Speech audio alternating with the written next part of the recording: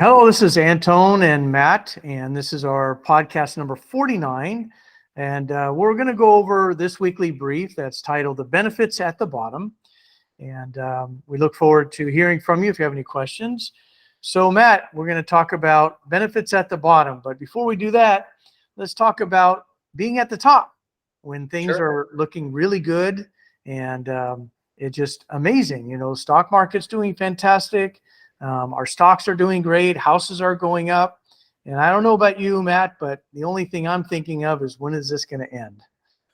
Right. Always needing to remember to remember caution because Yeah, riding the highs is easy. yeah, The euphoria you feel, yeah, you almost feel untouchable. Oh, my house is worth this much. Oh, my stock's worth yeah, this much, and you feel yeah, like it's never going to end. But yeah. history repeats itself, Right. and we always know when we have massive rallies like this, Yeah, it's got to come down and correct a little bit. yeah, absolutely. And when you're at the top, one of the things that you have to start becoming very realistic is how much more is there left? Right. Can you make another 5? Can you make another 10% and get out before it drops 10%, which you can do in 3-5 days, right? Exactly. And Yeah. even in real estate, we saw 50% in 2008, So at the top is a scary place to be. But ironically, the bottom has so many more benefits. Admittedly, nobody likes seeing the aftermath of your stock portfolio going down, house prices, which have not really corrected, but they should. And if they do, no one likes that. And at the bottom, there's nothing but up to look forward to. Right. And certainly the opportunities are certainly much greater. And True. so, looking at some of the past opportunities of the past in the 90s, it was amazing. For those of you that remember IPOs going up 10, 15, 20, and even 100% in one day. I mean, the 90s were amazing. But as Matt mentioned, those heydays came to an end on March 10th, 2000, and NASDAQ started a 73% drop over the next 3 years. So certainly a lot to fear at the bottom. But we're talking today after a 20% correction in the S&P 500 last year and a 32% drop in NASDAQ last year. And many of the high flyers of last year, Apple, Amazon, NVIDIA, Netflix, the list goes on and on. Tesla down 80% last year. So last year was the day of reckoning, or the year of reckoning. And the question is this going to be a continuation like 2000 to 2003? Is this a continuation of several years connected? Or was last year the correction that really rebalances values and gives us a decent starting point? And that's today's agenda today. Today's topic at hand is looking at that. So looking at last year, there was a lot of issues that bottomed out, and most notably consumer sentiment. So it wasn't hard to talk to your neighbor or talk to other people and get a less than optimistic view of the economy. The feds are raising rates like crazy. Russia is attacking Ukraine. And during most of last year, China had this ridiculous zero tolerance policy, shutting people in for years in their homes. And by the way, Matt, that China is not like the U.S. They don't have 2 weeks of refrigerated food and cellars with food in them, or pantries. They pretty much go into the market every day and buy their food, come home, and then in third world countries they have no refrigerators. So Sure. being locked up, like in India and some of the other countries, literally starving.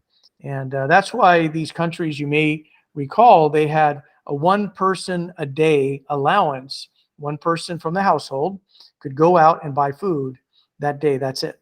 Right. So what we endured in 2000 and 2001 was nothing like many other countries.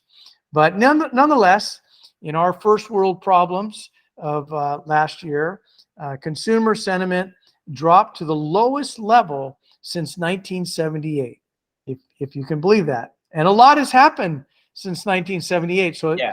I seem a little intolerant, if you will, with thinking that consumers were that dire to go back to 1978. But nonetheless, the University of Michigan report that came out last Friday showed consumer sentiment at 1978, below 1978. That's pretty remarkable. Wow. So needless to say, that is certainly a bottom, right? You can't get worse than that. And so since June of last year, when it reached the bottom, we've seen consumer sentiment slowly improve. And the reason why we talk about that is that consumers, what you and I do, is 2/3 of our economy. So if consumers are feeling better, then spending is going to go up, and if spending is going up, corporate sales will go up, and the whole domino effect of a recovering economy, the engine starts to pick up speed. And the low consumer spending is probably why we saw less than robust holiday sales. Right. You know, smart, cautious spending, even with gas prices down, inflation, who knew where that was going to go, right? And which seems to be slowing at all. Did you experience that at all, Matt, with your neighbors or people you're talking to about consumer sentiment or their views on the economy and other factors that were going on?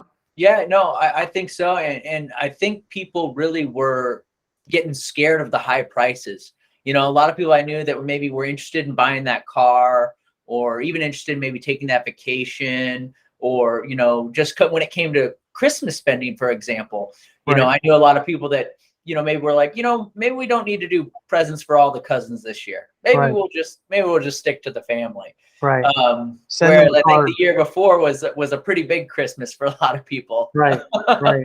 Yeah. So yeah, I mean, we definitely noticed that, and I would say that you know, that's an accurate statement, for the feeling and the, you know, the aura of the people around me. Right. Yeah. So the question on the table right now is last year's correction sufficient, or are we looking at more years of pain or another year of pain at a minimum? And next year is the election year. And so that's the topic at hand. So what I want to point out is that when you're near the bottom or at the bottom, things start to happen that I've seen over my 35 plus year career. And one of those characteristics is a change in institutional managers from fear and defense to opportunistic. And they start taking chances, and they start seeing risks as opportunities as opposed to something you need to minimize. And when you see certain stocks really start to pop, especially big companies, that takes a lot of money from institutional investors to move big companies like Tesla, Amazon, and Nvidia to pop like they are. And so mentioning those three stocks, Tesla was down 78% last year, and year to date it's up 40.7% in 31 days. Or actually, I don't know how it did today, but 30 days up 40%. Amazon up 33%, Nvidia up 22.7%. These are big companies for their stocks to be popping like that. And that takes a lot of money from institutional managers to do that. And you start seeing signs like that. Returning back to consumer sentiment, bottom June of last year, and every month since, consumer sentiment has improved. That's good. We keep talking about the housing market, the stability that it represents, because people probably are not going to be selling their homes because they've got those 2% and 3% mortgages they don't want to give up. Right. You know, the joke you and I've talked about, I talked to my wife saying, if we sell our house, I'm going to see if I can keep our mortgage, you know, so Yeah. it's going to keep the housing in check in a good way. And so that's going to be good for the housing market. We don't want another 2007, 2008 crash. Right. So, and despite these big pops with these three companies, if you weren't part of that, and we have Nvidia in one of our portfolios, but if you missed it, there's still a long ways to go with these stocks. And so that's a good thing. And so our view would be the combination of the economy did not get damaged too much last year with the Feds raising the discount rate from 0.25 to 4.5%, mortgages going from 3% to 8%, and the economy kind of chugged along. Yeah. Now we're hearing about multi-thousand employee layoffs, but the unemployment index hasn't moved. So the view there and the commentary is that these employees are simulating into new jobs just as quickly. And many of them may have been pandemic induced jobs, you know, filling Google and Facebook and others, because of so many people at home now using computers and internet created a huge need with these companies. And now that that's starting to reverse back to less remote at work, the workforce needs to reduce down, but they seem to be getting jobs just as quickly. And so the view we have right now, with a good January closing out today on a positive note, our view would be on the near term, we may have seen the bottom in the stock market and the economy. I think the economy actually bottomed middle of last year, but I think the economy is in pretty good shape, barring any major changes that take place here. Mm-hmm. So let's see, what does this mean to me? The last section that a lot of our readers like to hear about. So summary is that our view would be the stock market and the economy is reached a near-term bottom. This is potentially a good buying opportunity. If you go to our website at upcapitalmgmt.com, you can see many of these charts that we're looking at. But most importantly is a chart of the S&P 500 that is now above its 20-day moving average, its 50-day moving average, and its 200-day moving average. So that means the upward trend going back to early December has been in place pretty good. And today it breached the previous high. So we have a first time higher low and a higher high. So this is the first time this has happened in a year. So that's typically a good sign for the stock market. That's awesome. Yeah, and then I think there's a lot of characteristics that are reminiscent that I see happening. And just this week, I saw on CNBC one of the analysts saying, "Well, this rally is the what we would call climbing the wall of worry." And whenever I hear that, it's almost comical, because these bears, these negative prognosticators, the best they ever get is, well, yeah, but it's the wall of worry. I don't know how these people sleep at night always being negative, but that's, to me, about the best you get from these bears, climbing the wall of worry. And this wall of worry might go for a couple of years.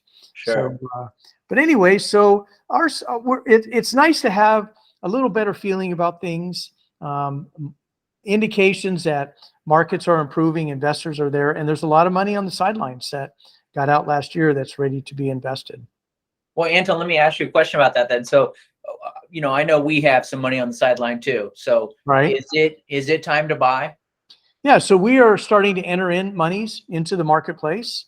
So with 401k, you should be always putting in money with your payroll contributions. Of course. And I think that's a very good question. And I think at any time you want to start adding money, you want to pay attention to the market and be careful that things don't turn around. But I would say that after last year's correction and some of the stocks that are starting to show some real opportunity, I would say that this would be a decent time to start adding some money back into the market.